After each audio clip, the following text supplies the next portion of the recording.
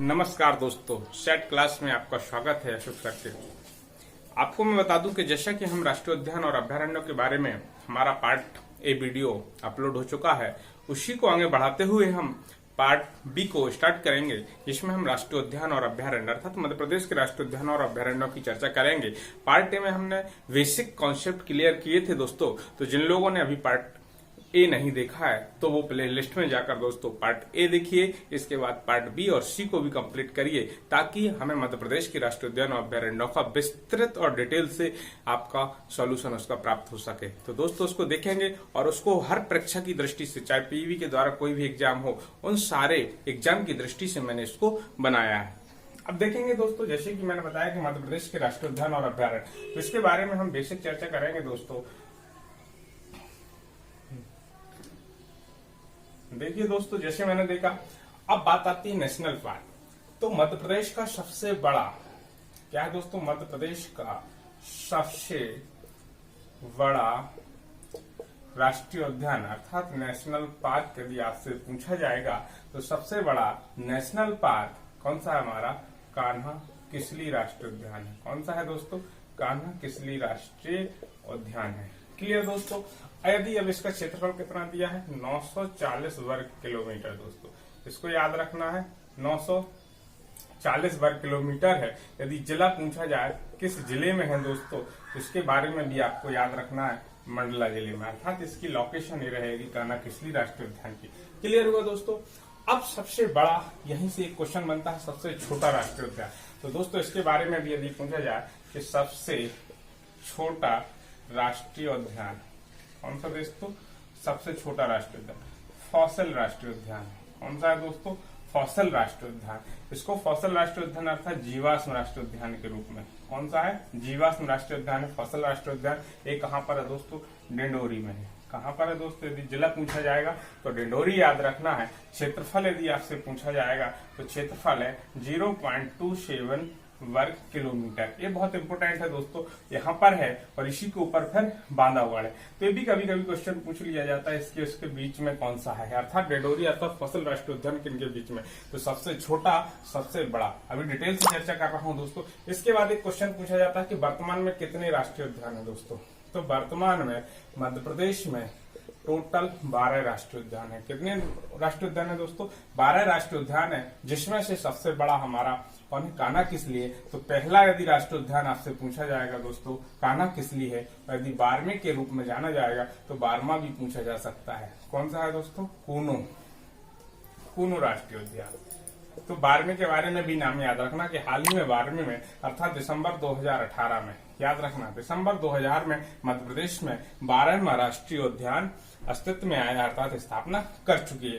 Clear दोस्तों? अब एक एक के बारे में डिटेल चर्चा करूंगा दोस्तों। ये क्लियर हुआ दोस्तों? चलिए देखेंगे। तो दोस्तों चर्चा कर रहा था मैं आपको सबसे पहले कान्हा राष्ट्रीय उद्यान के बारे में।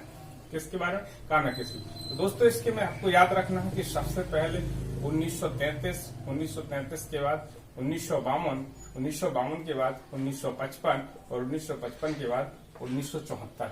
देखिए दोस्तों, इन डेट को आपको समझना है। 1933 में कान्हा किसली को हम किस रूप में जानते थे? अभय वन के रूप में। किस रूप में जानते थे दोस्तों? अभय वन के रूप में।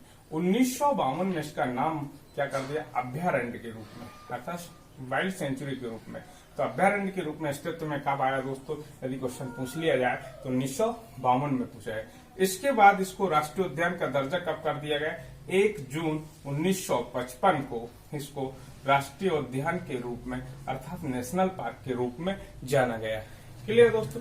इसके बाद यदि आ जाए, इसको प्रोजेक्ट टाइगर अर्थात पीटी योजना के तहत कब शामिल किया गया दोस्तों? इसके रूप में प्रोजेक्ट टाइगर योजना के रूप में। तो प्रोजेक्ट टाइगर अर्थात बाघ परियोजना के रूप में शामिल किया गया था। क्लियर दोस्तों? बाघ परियोजना के रूप में कब? 1974। तो ये डेट याद रखना दोस्तों, पेपर में कई बार पूछे जा सकते हैं। तो यदि आपसे पूछा जाए कि मध्य प्रदेश का सबसे पहला अभ्यारण्य, सबसे पहला राष्ट्रीय उद्यान, सबसे पहले बाघ परियोजना में शामिल कौन सा राष्ट्रीय उद्यान है दोस्तों? तो वो कौन सा है? हमारा कान्हा किसली राष्ट्रीय उद्यान है। यहाँ तक क्लियर हुआ दोस्तों? इसके बाद इस शुभंकर की बात की जाती है। किसके बारे में? शुभंकर पूछा जाता है। क्या पूछा जाता है? शुभंकर। तो मध्य प्रदेश में कान्हा किसली एक ऐसा राष्ट्रीय उद्यान है जिसने अपना स्वयं का शुभंकर बनाया, और वो शुभंकर क्या है? Bhoor Singh the barasingha. Bhoor Singh the बारहसिंगा दोस्तों, क्या है? भूरसिंह द बारहसिंगा। एक पूछा जा सकता है कि भूरसिंह शुभंकर क्या बनाया गया है? भूरसिंह द बारहसिंगा। और इसका डिजाइन किसके द्वारा किया गया है दोस्तों? ये भी पूछा जा सकता है। तो रोहन चक्रवर्ती के द्वारा। किसके द्वारा दोस्तों? रोहन चक्रवर्ती के द्वारा इसकी डिजाइन की गई थी। क्लियर हुआ? इसके बाद क्वेश्चन यहीं से फिर दोस्तों बनता है कि कान्हा का गहना क्या पूछा जाता है दोस्तों? कान्हा का गहना के नाम से किसे जाना जाता? तो बारहसिंगा को। अब वो भी बारहसिंगा। एक क्वेश्चन यहाँ से फिर पूछा जाता है दोस्तों। ये डेटे क्लियर हो गए होंगे। इसके बाद एक क्वेश्चन पूछा जाता है कान्हा का गहना। मैंने बताया क्या पूछा जा सकता है? कान्हा का गहना। तो मैंने बताया बारहसिंगा को। इसको बारहसिंगा, अर्थात वो बारहसिंगा किस प्रकार का है? ब्रेडरी प्रजाति का। दोस्तों ये क्वेश्चन भी पेपर में पूछ लिया जाता है कि ब्रेडरी प्रजाति के बारहसिंगा के लिए संरक्षण किस राष्ट्रीय उद्यान में किया गया है? तो दोस्तों याद रखना, ब्रेडरी प्रजाति के बारहसिंगा को कहां पर? कान्हा किसली राष्ट्रीय उद्यान में संरक्षित किया गया है, और इसे कान्हा का गहना के नाम से भी जाना जाता है। क्लियर हुआ? अगला क्वेश्चन कभी कभी दोस्तों एक साल वृक्ष के ठूंठ के बारे में भी पूछ लिया जाता है कि साल वृक्ष अर्थात साल के 2 ठूंठ थे। क्या थे? ठूंठ जानते हैं दोस्तों, जब किसी पेड़ को काट दिया जाता, काटने के बाद जब उस पर कुछ नहीं होता तो ठूंठ के रूप में जाना जाता, और इन 2 ठूंठ को राजा रानी के नाम से जाना जाता है। यदि आया किस राष्ट्रीय उद्यान के अंतर्गत साल के 2 ठूंठों को राजा और रानी के रूप में जाना जाता है दोस्तों, तो वो भी आपको याद रखना है। किसको जाना जाता है दोस्तों? कान्हा किसली राष्ट्रीय उद्यान के अंतर्गत। क्लियर हुआ दोस्तों? इसके बाद दोस्तों आपसे क्वेश्चन फिर पूछा जा सकता है शुभंकर के बाद फिर आता है कि हॉलो घाटी और बंजर घाटी। 2 नाम आते हैं, हॉलो घाटी और बंजर घाटी। दोस्तों ये बहुत इंपोर्टेंट है दोस्तों, हॉलो घाटी और बंजर घाटी। हॉलो घाटी और बंजर घाटी किस राष्ट्रीय उद्यान के अंतर्गत पर्यटन अर्थात तीर्थ स्थल के रूप में जाने जाते हैं? तो ये हमारा कान्हा किसली के अंतर्गत है। कहां पर है दोनों दोस्तों? आपको याद रखना है, हॉलो घाटी और बंजर घाटी दोनों कान्हा राष्ट्रीय उद्यान के अंतर्गत है। इसके बाद एक क्वेश्चन पूछ लिया जाता है दोस्तों आपको पेपर में कि इसका वांडेन ने अपनी पुस्तक किसके द्वारा दोस्तों? ये आ जाता है वांडेन ने अपनी वर्क्स। क्या पूछा जाएगा दोस्तों? कि वांडेन ने अपनी पुस्तक इंडिया अर्थात wild animal centre, wild animal central India नामक पुस्तक में, यदि आ जाए वाइल्ड एनिमल सेंट्रल इंडिया नामक पुस्तक में किसका वर्णन किया गया है? तो बंजर घाटी का वर्णन। किसका किया गया है दोस्तों? बंजर घाटी का। तो ये याद रखना, वांडेन ने अपनी पुस्तक वाइल्ड एनिमल सेंट्रल इंडिया, ये किताब याद रखना। इसमें किस घाटी का वर्णन किया गया है दोस्तों? बंजर घाटी का वर्णन किया गया है। तो दोस्तों ये फैक्ट भी बहुत इंपोर्टेंट है पेपर की दृष्टि से। इसके बाद दोस्तों इसमें फिर एक आ जाता है नेशनल अर्थात पार्क इंटरप्रिटेशन। पार्क इंटरप्रिटेशन कौन सी दोस्तों? पार्क इंटरप्रिटेशन परियोजना किस राष्ट्रीय उद्यान में संचालित की जा रही है? तो ये आपको याद रखना, सबसे पहले हमारे कान्हा किसली राष्ट्रीय उद्यान में और किसकी सहायता से दोस्तों, ये भी पूछा जा सकता है, किसकी सहायता से इस योजना का संचालन किया जा रहा है? तो पार्क इंटरप्रिटेशन योजना का परियोजना किस राष्ट्रीय उद्यान में? कान्हा किसली राष्ट्रीय उद्यान में। और किसकी सहायता से की जा रही है दोस्तों? वर्ल्ड बैंक की सहायता से की जा रही है दोस्तों। क्लियर हुआ? इसके बाद एक इम्पोर्टेंट क्वेश्चन और बनता है दोस्तों वर्ष 2018 में। कब? यदि क्वेश्चन पूछ लिया जाए वर्ष 2018 में उड़ीसा के सतकोशिया, कहां पर दोस्तों? उड़ीसा के सतकोशिया राष्ट्रीय उद्यान में यहाँ से बाघों को पुनर्वासित किया गया। साथ ही हमारे मध्य प्रदेश के ही सागर जिले के अंतर्गत नौरादेही अभ्यारण्य में भी यहाँ से बाघों को पुनर्वासित किया गया है दोस्तों। तो ये तो हुआ है आपका कान्हा किसली राष्ट्रीय उद्यान के बारे में दोस्तों। क्लियर हुआ? इसके बाद देखेंगे अगले, जैसे दोस्तों इसके बाद आपका डिजाइन मैंने बता दिया था रोहन चक्रवर्ती के बारे में इसके बाद आपको देखना, यदि एक क्वेश्चन कभी कभी ये भी पूछ लिया जाता दोस्तों कि हवाई पट्टी शब्दावाला कौन सा राष्ट्रीय उद्यान है, तो हवाई पट्टी शब्दावाला राष्ट्रीय उद्यान भी हमारा कौन है दोस्तों, कान्हा किसली राष्ट्रीय उद्यान है। अगला देखेंगे दोस्तों।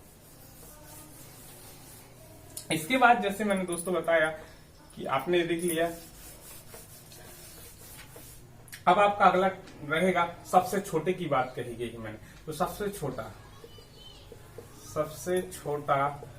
राष्ट्रीय उद्यान अर्थात नेशनल पार्क की बात करते हैं, फॉसिल राष्ट्रीय उद्यान। कौन सा है दोस्तों, फॉसिल राष्ट्रीय उद्यान। फॉसिल जीवाश्म राष्ट्रीय उद्यान भी आप कर सकते हैं, फॉसिल जीवाश्म राष्ट्रीय उद्यान। कौन सा है दोस्तों, जीवाश्म।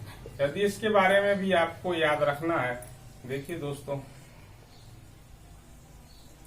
फॉसिल राष्ट्रीय उद्यान कहाँ पर है, ये है डिंडोरी में। तो सबसे पहले तो ये रखना, डिंडोरी क्षेत्रफल है आपका 0.27 वर्ग किलोमीटर, छोटा है, सबसे छोटा है। यदि आपसे पूछा जाए कि मध्य प्रदेश का सबसे छोटा राष्ट्रीय उद्यान कौन सा है दोस्तों, तो आपका फॉसिल राष्ट्रीय उद्यान है। और फॉसिल राष्ट्रीय उद्यान कहाँ पर है, डिंडोरी में है दोस्तों। इसके बाद यहाँ से क्वेश्चन दोस्तों पूछा जा सकता है आपको, इसकी स्थापना तो 1983, ज्यादा नहीं पूछा जाएगा, डेटें बहुत कम ही पूछी जाती हैं, कुछ ही बिल्ले होते हैं, लेकिन इनके बारे में इनका क्षेत्रफल देख लेना है मुख्य रूप से। इसके बाद स्थापना कब हुई दोस्तों, 1983 में हुई है, और किसके रूप में, जीवाश्म राष्ट्र। अब यहाँ पर इसके बारे में एक हो जाता है कि पौम जीवाश्म के रूप में, पौम जीवाश्म राष्ट्रीय उद्यान के रूप में किसे जाना जाता है, तो वो भी किसके लिए कहा जाता है, फॉसिल राष्ट्रीय उद्यान को, पौम जीवाश्म राष्ट्रीय उद्यान। क्लियर हुआ दोस्तों। स्थापना 1983, क्षेत्रफल 0.27 वर्ग किलोमीटर, जिला डिंडोरी होगा, मध्य प्रदेश का सबसे छोटा है। अब बात आती है कि इसको सबसे प्राचीन है, और एक क्वेश्चन पूछा जाता है कि किसके लिए है, तो जीवाश्म। लगभग यहाँ पर दोस्तों 65,000 वर्ष पुराने अवशेष क्या पाए जाते हैं दोस्तों, 65,000 वर्ष पुराने, 65 दोस्तों यहाँ पर थोड़ा समझना, 65,000 नहीं 65 लाख वर्ष है दोस्तों, इस चीज को समझना। 65 लाख वर्ष पुराने जीवाश्म संरक्षित किए जा रहे हैं, वो भी किसके हैं, पेड़ पौधे, बीज, पत्ती, नारियल, सुपारी आदि के जीवाश्मों को संरक्षण किया जा रहा है दोस्तों, इस चीज को समझना। तो 1983 में पौम जीवाश्म राष्ट्रीय उद्यान के रूप में भी जाना जाता है। 65 लाख वर्ष पुराने जीवाश्म पाए जाते हैं, किनका संरक्षण किया जाता है, पेड़ पौधे, बीज, पत्ती, नारियल आदि का भी यहाँ पर संरक्षण किया जा रहा है दोस्तों। क्लियर हुआ। इसके बाद अगले राष्ट्रीय उद्यान के बारे में, तो देखिए जीवाश्म राष्ट्रीय उद्यान भी आपसे पूछा जाता है कि मध्य प्रदेश में कौन कौन से जीवाश्म राष्ट्रीय उद्यान है। तो जीवाश्म राष्ट्रीय उद्यान एक तो हम पढ़ चुके हैं फॉसिल, और दूसरा पढ़ेंगे डायनासोर। कौन सा है दोस्तों, डायनासोर राष्ट्रीय उद्यान, तो ये भी जीवाश्म राष्ट्रीय उद्यान।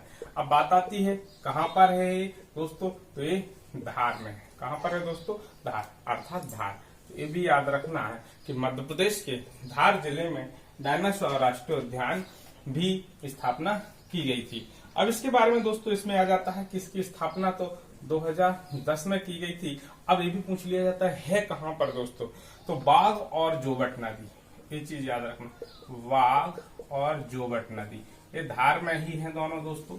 अभी नदियां जब मैं पढ़ाऊंगा तो वहां पर और विस्तृत चर्चा बताऊंगा। तो बाघ और जोबट नदी के नदी पर किसकी स्थापना की गई थी, 2010 में डायनासोर राष्ट्रीय उद्यान की स्थापना की गई थी। परंतु क्वेश्चन देखिए, स्थापना 2010 में कर दी गई थी दोस्तों।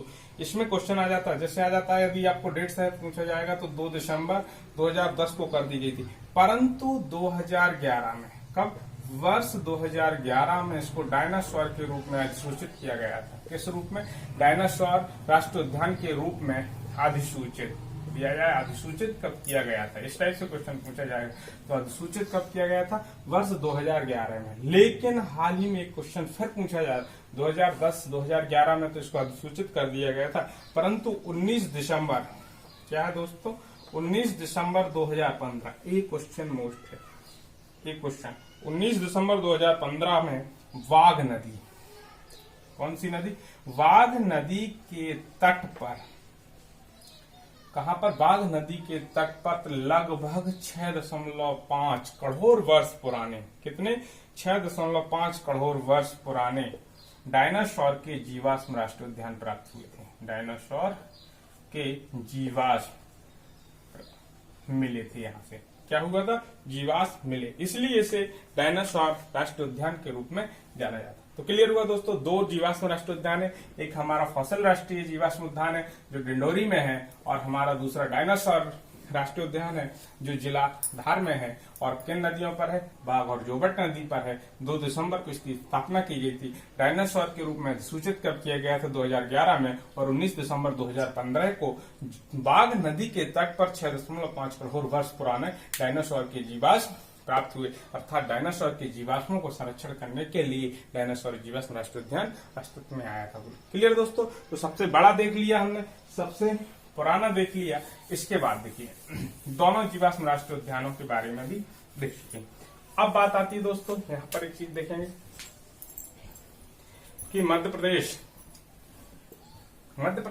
के अन्य, तो देखिए 3 चर्चा कर चुका हूं। अब मैंने एक 12वें के बारे में भी बात की थी कि 12वां कौन सा है हमारा, तो 12वां जो अस्तित्व में आया था कूनो राष्ट्रीय उद्यान। कौन सा है दोस्तों, कूनो राष्ट्रीय उद्यान, अर्थात इसे पालकोट कूनो राष्ट्रीय अभयारण्य के रूप में भी जाना जाता था। कूनो राष्ट्रीय उद्यान है, ये कहां पर है दोस्तों, श्योपुर में है, ये याद रखना दोस्तों।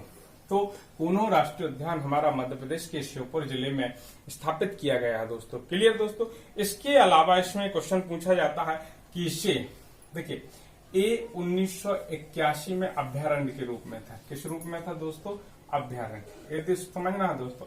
और फिर 2018, देखिए इंटरचेंज हो रहा है दोस्तों, इन डेटों को समझना। 1981 को उल्टा कर देंगे 18 बन जाएगा, क्या हो जाएगा दोस्तों, 81 का 18 अपोजिट, और 18 में इसको क्या कर दिया है, दिसंबर 18 में दोस्तों, कब, दिसंबर 18 में इसको राष्ट्रीय उद्यान का दर्जा दे दिया गया। किसका दर्जा दे दिया गया दोस्तों, राष्ट्रीय उद्यान का दर्जा दे दिया गया। यदि इसका क्षेत्रफल भी आपसे पूछा जाए 344.66 वर्ग किलोमीटर के लगभग में, तो आपको 344 भी ऑप्शन में दिया जा सकता है, 345 भी दिया रहेगा दोस्तों। क्लियर, यदि इसका क्षेत्रफल पूछा जाएगा, कहां पर है, जिला पूछा जाएगा, स्थान श्योपुर जिले में है, और कूनो राष्ट्रीय उद्यान जो 12वें के रूप में अस्तित्व में आया है दोस्तों। इसमें एक क्वेश्चन और आता है दोस्तों, 344 के बाद यदि इसमें अतिरिक्त क्षेत्र की बात कही जाए तो 404 वर्ग किलोमीटर एरिया अतिरिक्त इसमें बढ़ाया गया है दोस्तों। क्या किया गया, अतिरिक्त। क्लियर दोस्तों, इसके बारे में वैसे कभी यही पूछे जाएंगे क्वेश्चन।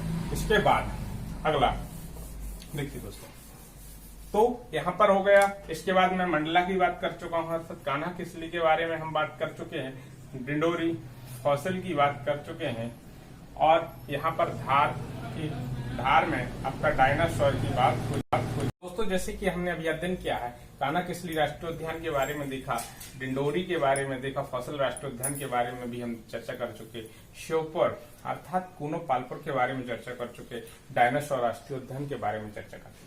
4 राष्ट्रीय उद्यानों के बाद अब 5वें राष्ट्रीय उद्यान अर्थात हम पन्ना टाइगर रिजर्व के बारे में चर्चा करेंगे। तो दोस्तों पन्ना टाइगर रिजर्व की यदि स्थापना की बात कही जाएगी तो दोस्तों इंपोर्टेंट है 1981 और 1994 2 डेटें याद रखना, 1981 और 1993 मिलेगा 94। तो देखिए 1981 में से उद्यान के रूप में दर्जा दिया गया था और 1994 में से प्रोजेक्ट टाइगर योजना में शामिल किया गया। दोस्तों ये डेट याद रखना। पन्ना टाइगर रिजर्व कहां पर है, पन्ना और छतरपुर। कहां पर है दोस्तों, पन्ना और छतरपुर जिले के अंतर्गत। तो ये भी याद रखना। क्षेत्रफल भी पूछा जाएगा दोस्तों, तो कितना है दोस्तों, क्षेत्रफल के बारे में 542.66 के आसपास मिलेगा। कितना है दोस्तों, पन्ना का क्षेत्रफल 542.66 वर्ग किलोमीटर। कितना है दोस्तों, 542.66 वर्ग किलोमीटर। लेकिन दोस्तों यहाँ से क्वेश्चन कभी कभी पूछ लिया जा सकता है कि जैसे केन बेतवा लिंक परियोजना बनी थी तो लगभग इसका 30 वर्ग किलोमीटर क्षेत्र डूब क्षेत्र में भी आया था। किसका, पन्ना टाइगर रिजर्व के अंतर्गत। तो ये क्वेश्चन रहेगा। इसके बाद दोस्तों एक क्वेश्चन पूछ लिया जाता है कि भारत का दूसरा सरिस्का राष्ट्रीय उद्यान के रूप में किसे जाना जाता है, तो इसको याद रखना। भारत का दूसरा सरिस्का राष्ट्रीय उद्यान के रूप में, सरिस्का राष्ट्रीय उद्यान के रूप में किसे जाना जाता है, तो वो हमारा किसे जाना जाता है दोस्तों, पन्ना राष्ट्रीय उद्यान के बारे में। फिर एक क्वेश्चन पूछा जाता है दोस्तों रेप्टाइल पार्क, किसका? Reptile park. जैसे कि कान्हा किसली में हमने पढ़ा था, पार्क इंटरप्रिटेशन के बारे में की थी, और यहाँ भी रेप्टाइल पार्क अर्थात घड़ियालों के लिए और मगरमच्छ के संरक्षण के लिए यहीं पर कैन घड़ियाल की भी बात कही गई है दोस्तों। तो वहीं से आपसे पूछा जाएगा कि रेप्टाइल पार्क कहाँ पर है दोस्तों, तो वो भी हमारा पन्ना टाइगर रिजर्व के अंतर्गत है दोस्तों। यहाँ से पेपर में कई बार क्वेश्चन पूछा गया दोस्तों।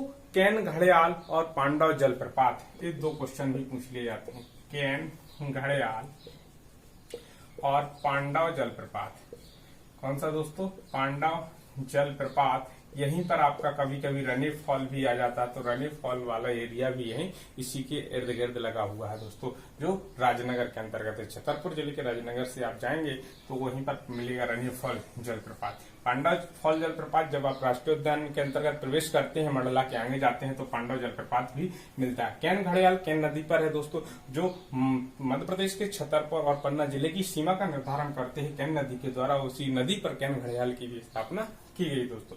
इसके बाद अगला मोस्ट इंपोर्टेंट क्वेश्चन पूछा जा सकता है दोस्तों कि जैव मंडल आरक्षित क्षेत्र के रूप में यदि आ जाए कि जैव मंडल आरक्षित क्षेत्र के रूप में, तो वर्ष 2011, कब? वर्ष 2011 में इसको जैव मंडल आरक्षित क्षेत्र में भी घोषित किया गया दोस्तों। तो ये भी याद रखना है कि पन्ना राष्ट्रीय उद्यान को जैव मंडल आरक्षित क्षेत्र में कब घोषित कर लिया गया। और मध्य प्रदेश के 3 स्थानों को यदि पूछा जाए तो 25 अगस्त, यदि डेट सहित भी आपको याद रखना है, तो 25 अगस्त 2011 को मध्य प्रदेश के पन्ना को, यदि इससे पहले पूछा जाए दोस्तों, अभी मैं पचमढ़ी की भी बात करूंगा, तो पचमढ़ी, तो पन्ना राष्ट्रीय उद्यान को 11 में किया गया था। यदि पचमढ़ी की बात कही जाएगी दोस्तों, किसकी बारे में? पचमढ़ी, अर्थात पचमढ़ी जो अभ्यारण्य है हमारा, कौन सा दोस्तों? पचमढ़ी अभ्यारण्य को वर्ष अर्थात 3 मार्च 1999 एक केंद्र सरकार के द्वारा, और इसको यूनेस्को के द्वारा भी दोस्तों, यदि आ जाए कि यूनेस्को के द्वारा, तो पचमढ़ी जो अभ्यारण्य है इसको यूनेस्को के द्वारा, जो होशंगाबाद जिले के अंतर्गत है, यदि पूछ लिया सातपुड़ा राष्ट्रीय उद्यान के अंतर्गत अभी हम पढ़ेंगे, तो यूनेस्को के द्वारा यदि पूछा जाए दोस्तों कब शामिल कर लिया गया था दोस्तों, 2009। देखिए 9 का आंकड़ा याद रखना है। 1999, 3 मार्च 1999 को केंद्र सरकार के द्वारा, और 2009 को दोस्तों पचमढ़ी। तो देखिए पचमढ़ी पहला था जिसे जैव मंडल आरक्षित क्षेत्र में शामिल किया गया। इसके बाद दूसरा हमारा था अचान कमार, ये भी याद रखना दोस्तों। अचान कमार अमरकंटक में है दोस्तों। कहां पर है दोस्तों? अमरकंटक, अनूपपुर जिले के अंतर्गत पूछ लिया जाएगा। तो अचान कमार अमरकंटक अनूपपुर में है। इसको 30 मार्च, देखिए दोस्तों यहाँ 3 मार्च याद रखना और 30 मार्च याद रखना, और 30 मार्च फिर 2005, देखिए 5, और इसके बाद 11 में हमारा तीसरा यदि जैव मंडल आरक्षित क्षेत्र के अंतर्गत शामिल किया गया है, जिसे केंद्र सरकार के द्वारा शामिल किया है। तो यदि आपसे पूछा जाए कि मध्य प्रदेश के कितने स्थानों को, कौन कौन से राष्ट्रीय उद्यानों को जैव मंडल आरक्षित क्षेत्र में घोषित किया गया है, तो 3 क्षेत्र। पहला पचमढ़ी अभ्यारण्य, अचान कमार हमारा अभ्यारण्य अमरकंटक अनूपपुर में 30 मार्च 2005 को, और इसके बाद तीसरा 25 अगस्त 2011 को जैव मंडल आरक्षित क्षेत्र में हमारा किसको शामिल कर लिया गया है? पन्ना को। क्लियर दोस्तों? ये थी। तो यहाँ तक ये पूछे जा सकते। इसके बाद दोस्तों एक क्वेश्चन और पूछा जाता है, अभी हाल ही में 2016-17 में, कब? 2016-17 में एक वेबसाइट है, और वेबसाइट के द्वारा ट्रिप एडवाइजरी के रूप में इसको पुरस्कृत किया गया, अर्थात अवार्ड ऑफ एक्सीलेंस। यदि बात आ जाए अवार्ड ऑफ एक्सीलेंस, क्लियर हुआ दोस्तों? तो अवार्ड ऑफ एक्सीलेंस की भी बात 2016-17 में, कब? अवार्ड ऑफ एक्सीलेंस पुरस्कार।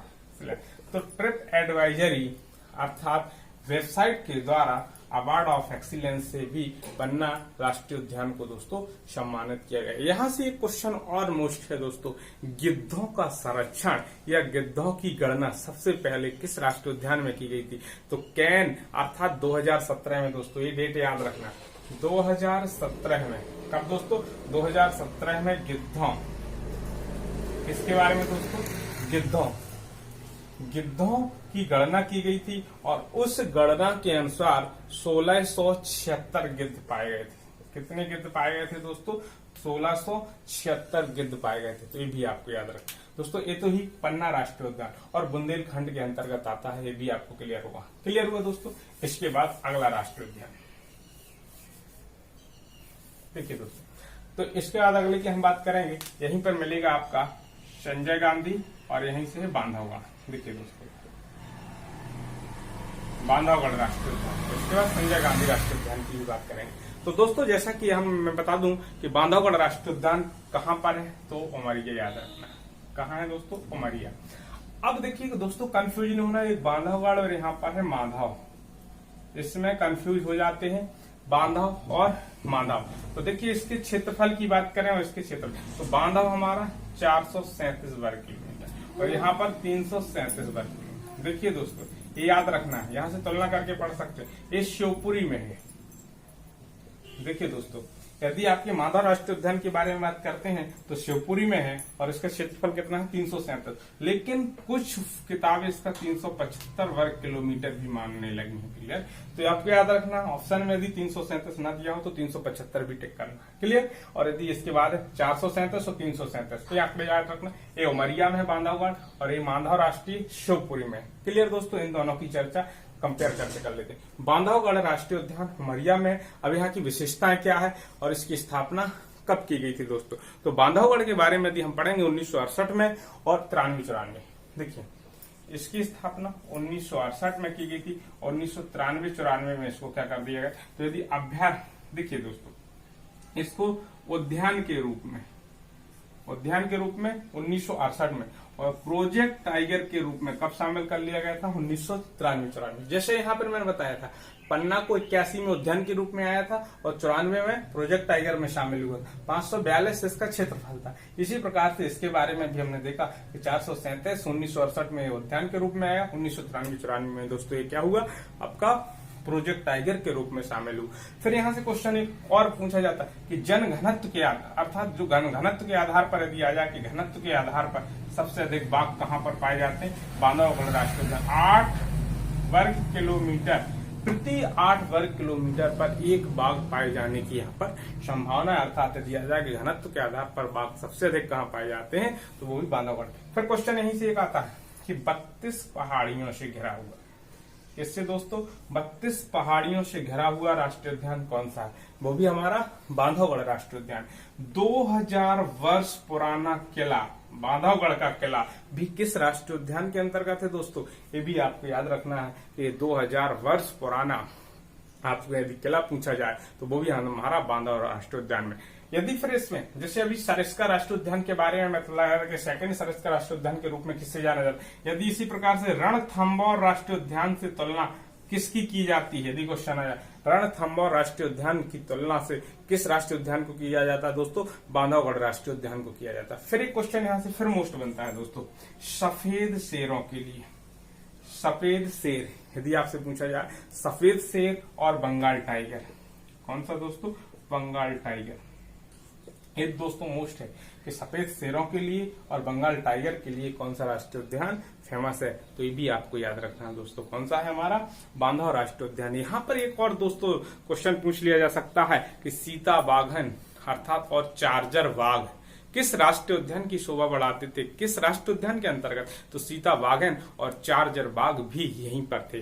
कहां पर थे दोस्तों? बांधवगढ़ राष्ट्रीय उद्यान के अंतर्गत थे। क्लियर दोस्तों यहां तक। इसके बाद यहां से एक क्वेश्चन और पूछा जा सकता है कि 2018 में, अब दोस्तों कि 2018 में सुंदरी नामक बाघिन को, किसको दोस्तों? सुंदरी नामक बाघिन को दोस्तों क्या किया गया था? पुनर्वासित कर दिया गया था इसको। और कहा किया गया था? उड़ीसा।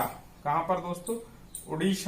उड़ीसा में, उड़ीसा के सतकोशिया में। ये भी पूछा जा सकता है दोस्तों। क्लियर दोस्तों। इसके बाद अब बात की जा रही है दोस्तों माधव राष्ट्रीय उद्यान के बारे में। यहां तक क्लियर हुआ बांधवगढ़ के बारे में। अब बात आती है, देखिए दोस्तों तुलना करना 437 और 337, यदि 337 नहीं दिया तो 375 वर्ग किलोमीटर। क्लियर दोस्तों। अब यहां से क्वेश्चन आपसे पूछा जाएगा कि ऐसा, देखिए एक क्वेश्चन सबसे पहले यहां पे बनेगा दोस्तों माधवराव कि जब स्वतंत्रता के पूर्व, कब की बात कही जाएगी? स्वतंत्रता के पूर्व किस राष्ट्रीय उद्यान को सिंधिया परिवार का शिकार स्थली के रूप में जाना जाता है दोस्तों? तो वो कौन सा था? हमारा माधव राष्ट्रीय उद्यान था, उसको जाना जाता था। फिर यहाँ से क्वेश्चन और पूछा जाएगा दोस्तों, जैसे कि आपने 337, फिर 1958 की बात करें। 1958 में इसकी स्थापना की गई है दोस्तों। क्लियर? 1958 में इसको राष्ट्रीय उद्यान के रूप में स्थापना की गई है दोस्तों। फिर बात शिकार स्थल के बारे में आपने देख लिया कि सिंधिया परिवार का शिकार स्थल के रूप में था। एक इम्पोर्टेंट जो क्वेश्चन दोस्तों पूछा जाएगा, क्षेत्रफल में बता चुका हूं आपको 337 या 375। क्लियर? वर्ग किलोमीटर।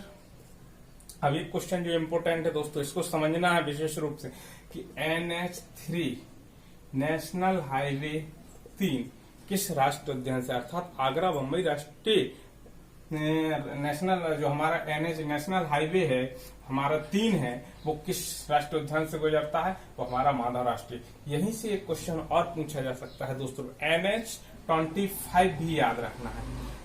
25 ये तो आगरा मुंबई वाला हो गया। कौन सा है दोस्तों? आगरा मुंबई की बात कही जाएगी। अब यदि NH25 की बात कही जाती है तो शिवपुरी झांसी याद रखना, शिवपुरी और झांसी हाईवे कहां से है? वो भी आपका दोस्तों माधव राष्ट्रीय उद्यान से ही गुजरता है। क्लियर? फिर इसके बाद क्वेश्चन आता है दोस्तों यहाँ पे शांख सागर और जाधव सागर। देखिए दोस्तों, शांख सागर और जाधव सागर, जाधव सागर दो झीलें निर्मित की गई हैं। क्या की गई हैं दोस्तों? शांख सागर, जाधव सागर, जो मनिहार नदी है यहाँ पर। कौन सी नदी है दोस्तों? मनिहार नदी। मनिहार नदी। तो ये याद रखना कि किस उद्यान के अंतर्गत शांख सागर और जाधव सागर झीलें स्थित हैं, तो वो भी आपको याद रखना है माधव राष्ट्रीय उद्यान के अंतर्गत। और नदी कौन सी है? मनिहार नदी है दोस्तों। फिर जॉर्ज कैसल का भवन, ये भी पूछ लिया जाता दोस्तों कि जॉर्ज कैसल का भवन किसका भवन है दोस्तों? जॉर्ज कैसल का भवन किस राष्ट्रीय उद्यान के अंतर्गत शामिल किया गया है दोस्तों? तो ये भी याद रखना है कि जॉर्ज कैसल का भवन भी माधव राष्ट्रीय उद्यान के अंतर्गत आता है। क्लियर दोस्तों? इसके बाद तो ये हुए हमारे बांधवगढ़ और माधव राष्ट्रीय उद्यान। क्लियर दोस्तों? इसके बाद आगे देखेंगे।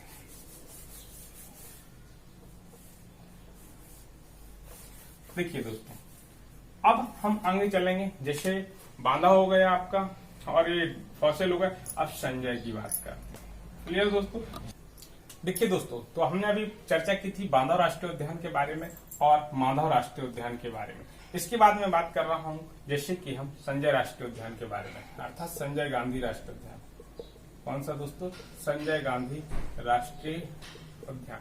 ये भी आपको पता है कि जब मध्य प्रदेश और छत्तीसगढ़ का बंटवारा हुआ था दोस्तों, तो आधा छत्तीसगढ़ में चला गया था दोस्तों और आधा हमारे मध्य प्रदेश में है। तो इसके बारे में यदि आपसे पूछा जाए तो 1983 में, कब दोस्तों? 1983 में संजय गांधी राष्ट्रीय उद्यान को हम उद्यान के रूप में जानते थे। और इसके बाद 2008, याद रखना 2000 प्रोजेक्ट टाइगर योजना में इसको 2008 में शामिल किया गया है और उद्यान के रूप में ये था। और यदि जब आ जाता कि किस जिले के अंतर्गत है दोस्तों, ये क्वेश्चन पूछ लिया जा सकता है कि कहां पर स्थित है संजय गांधी राष्ट्रीय, तो आपका सीधी सिंगरौली वाला एरिया, सीधी सिंगरौली सतना की जो भूमि लगती है, सीधी जिला यदि पूछा जाएगा सीधी, और सीधी सिंगरौली सतना वाले एरिया को हल्का ये कवर करता है दोस्तों। क्लियर दोस्तों? इसके बाद तो 1983 में इसको उद्यान के रूप में, 2008 में इसे प्रोजेक्ट टाइगर के रूप में जाना गया है। इसका पुराना नाम डुबरी, कौन सा दोस्तों? ये भी पूछ लिया जाता है। किस राष्ट्रीय उद्यान को डुबरी अर्थात डुबरी अभ्यारण्य के रूप में जाना जाता था? तो दोस्तों संजय गांधी राष्ट्रीय उद्यान। अभी हम जब अभ्यारण्य पढ़ेंगे तो वहां पर मिलेगा क्वेश्चन दोस्तों यहाँ से। और इसके बाद इसका क्षेत्रफल की बात कर रहा हूँ दोस्तों। क्षेत्रफल आपसे पूछा जाए 466.66 वर्ग किलोमीटर। क्लियर दोस्तों? तो ये आपसे पूछे जा सकते हैं कि मध्य प्रदेश में है और यहाँ से छोटी छोटी नदियां नहीं निकलती दोस्तों, छोटी छोटी नदियां भी यहाँ से प्रवाहित होती हैं दोस्तों। और यहाँ से ज्यादा एक क्वेश्चन कभी कभी पूछ लिया जाता है कि सफेद बाघ मोहन कहाँ पर दोस्तों? सफेद बाघ मोहन महामार्तंड, जो आपके महामार्तंड महाराजा मार्तंड थे दोस्तों, महाराजा मार्तंड महाराजा मार्तंड के द्वारा दोस्तों यदि शिकार किया गया था बहुत समय पहले 1951 की बात कही गई है। कब? 28 मई 1951 में महाराजा मार्तंड के द्वारा सफेद बाघ मोहन को पकड़ा गया था। किसको दोस्तों? सफेद बाघ मोहन को पकड़ा गया था। तो ये भी याद रखना, ये कहाँ पर था? यही रीवा और आपका ये आपके संजय राष्ट्रीय उद्यान से मिला हुआ था। क्लियर दोस्तों? ये हुई। इसके बाद हम देखेंगे संजय गांधी राष्ट्रीय उद्यान के बाद फिर हम देखेंगे वन विहार के बारे में। यहाँ से तो एक क्वेश्चन हमेशा पूछा जाता है वन विहार के बारे में कि मध्य प्रदेश का ऐसा कौन सा राष्ट्रीय उद्यान है जो शहर के बीचों बीच है। कहाँ पर है दोस्तों? शहर के बीचों बीच भोपाल में है। इसका क्षेत्रफल दोस्तों 4.45 वर्ग किलोमीटर है। ये भी पूछा जाए तो वन विहार कहाँ पर है दोस्तों? भोपाल में है। क्षेत्रफल कितना है दोस्तों? 4.45 वर्ग किलोमीटर है। क्लियर दोस्तों? फिर यदि स्थापना की बात 1979 है और 1979 के बाद 1983 में इसको देखिए तो 1983 तो यदि उद्यान के बारे में पूछा जाएगा राष्ट्रीय उद्यान और अभ्यारण्य, क्लियर? तो 1983 में इसको राष्ट्रीय उद्यान के रूप में बनाया गया था। क्लियर दोस्तों? यहां से क्वेश्चन क्या बनते हैं दोस्तों? सबसे पहला ये कहा जाता है कि सर्प उद्यान के रूप में क्या दोस्तों पूछा जाएगा? सर्प उद्यान के रूप में किस राष्ट्रीय उद्यान को जाना जाता है या सर्प उद्यान के रूप में? तो दोस्तों हमारा सर्प उद्यान कौन सा है दोस्तों? आपका भोपाल वन विहार है। इसके बाद यदि क्वेश्चन दोस्तों बनता है कि रेस्क्यू ऑपरेशन के लिए कौन सा दोस्तों? रेस्क्यू ऑपरेशन कौन सा दोस्तों? ये चीज समझना है दोस्तों। रेस्क्यू सेंटर या रेस्क्यू ऑपरेशन के लिए या रेस्क्यू सेंटर कहां पर बनाया गया है? क्या बनाया गया? Rescue centre. वो भी हमारा वन विहार भोपाल के राष्ट्रीय उद्यान में बनाया गया। फिर एक क्वेश्चन और आ जाता है कि 2008 में यहाँ से देखिए क्वेश्चन दोस्तों याद करना ये मोस्ट है। 2008 से इसमें वन्य जीवों को किसको दोस्तों?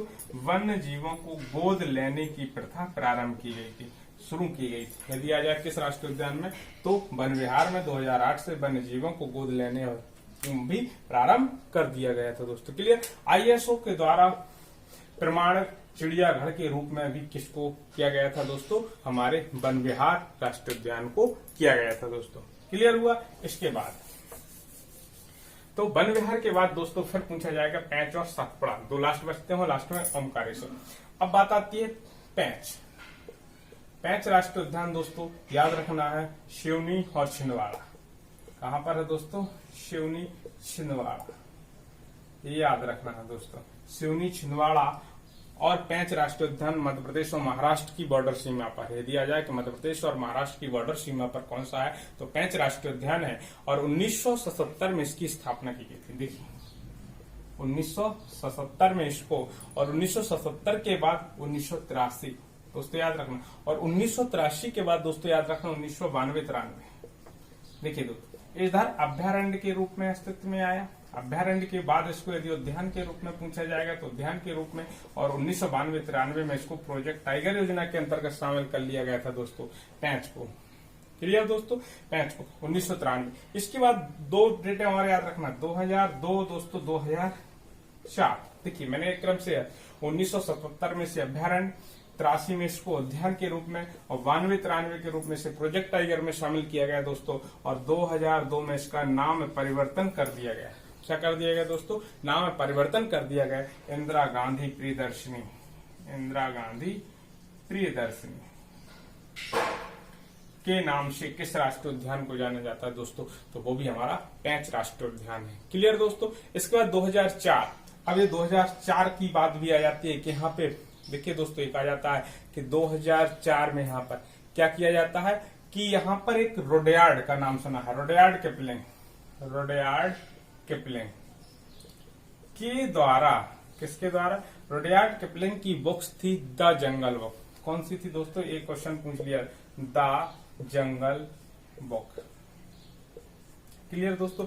इस लाइन को समझना है कि रुडयार्ड किपलिंग ने द जंगल बुक में के माध्यम से यदि आया किस राष्ट्रीय उद्यान का वर्णन किया गया दोस्तों? पेंच राष्ट्रीय उद्यान का। इसी दौरान यहाँ पर एक दोस्तों 2004 के मोंगली लैंड अर्थात मोंगली उत्सव, ये याद रखना, मोंगली उत्सव का आयोजन किया जाने लगा। कब से किया जाने लगा दोस्तों? 2004 से पेंच अभ्यारण्य में मोंगली उत्सव का आयोजन किया जाने लगा, ताकि पर्यटकों का बढ़ावा किया जा सके। किस चीज के लिए? पर्यटकों का बढ़ावा करने के लिए इसमें किया गया है। फिर एक लास्ट क्वेश्चन यहां से और बनेगा दोस्तों कि NH-44, याद रखना, भारत का सबसे बड़ा राष्ट्रीय राजमार्ग हो चुका है दोस्तों। तो NH-44 किस राष्ट्रीय उद्यान से दोस्तों गुजरता है? वो भी पेंच राष्ट्रीय उद्यान से गुजरता है। क्लियर दोस्तों? ये याद रखना। इसके बाद तो देखिए दोस्तों, इसके बाद हम अगला चर्चा करेंगे सतपुड़ा राष्ट्रीय उद्यान। किसके बारे में? सतपुड़ा राष्ट्रीय उद्यान। अब देखिए दोस्तों, ये राष्ट्रीय उद्यान भी बहुत इंपोर्टेंट है। सतपुड़ा राष्ट्रीय उद्यान के बारे में पूछा जाता है दोस्तों, किस जिले के अंतर्गत है? क्या पूछा जाएगा दोस्तों? किस जिले? होशंगाबाद। ये याद रखना दोस्तों। कहां पर है दोस्तों? होशंगाबाद। सतपुड़ा राष्ट्रीय उद्यान होशंगाबाद। अब देखिए दोस्तों, जैसा कि अभी पेंच के बारे में हमने देखा, पेंच का क्षेत्रफल नहीं बता पाया दोस्तों, तो उस दौरान 449 कुछ वर्ग किलोमीटर रहता है, तो 449 वर्ग किलोमीटर में रहेगा। अब बात आती है इसके बारे में, तो देखिए होशंगाबाद इसका 524 वर्ग किलोमीटर के समथिंग मिलेगा। कहीं कहीं पर 528 भी मिलता है दोस्तों, तो आपको 524 वर्ग किलोमीटर आपको याद रखना है। किसका है दोस्तों? सतपुड़ा का। क्लियर? इसको याद करने के लिए आप पन्ना का उल्टा कर सकते हैं। यहाँ पर 42 है, यहाँ 24 है, 500 है, 542 का इंटरचेंज कर देंगे तो पन्ना से आपको सतपुड़ा का याद बना रहेगा। क्लियर दोस्तों? ये भी याद रखना। फिर सतपुड़ा राष्ट्रीय उद्यान के बारे में यदि चर्चा की जाए तो देखिए दोस्तों, 1981 और 1999 की बात कही जाएगी दोस्तों। इस चीज को भी समझना है, ये इंपोर्टेंट रहेगा। जैसे कि सतपुड़ा राष्ट्रीय उद्यान है तो 1999। क्लियर?